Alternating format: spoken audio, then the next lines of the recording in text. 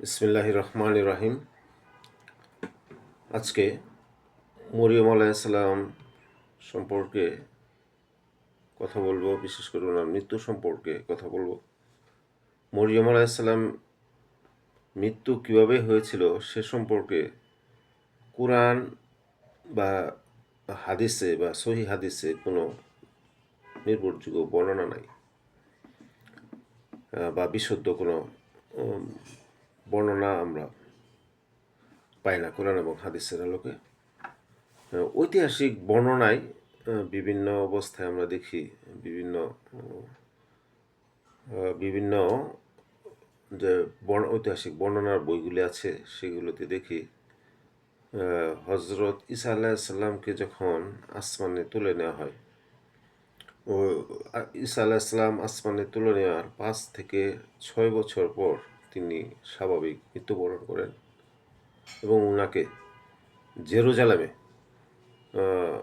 দাফন করা হয়, বা এর বাইরে অন্য কোনো ধরনের তথ্য বা আমরা দেখি না। কাহিনী বর্ণনা দলিল দ্বারা, অন্যান্য দলিল দ্বারা এগুলো প্রমাণিত নয়, অর্থাৎ কোরআন এবং হাদিসের আলোকেও পাওয়া যায় না, তাই ওই বিভিন্ন বর্ণনা থেকে পাওয়া যায়।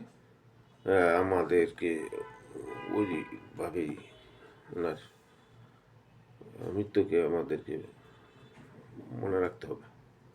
আল্লাহ তাআলা সঠিক ভালো জানেন। আল্লাহ আমাদেরকে সঠিক বুঝদান করেন।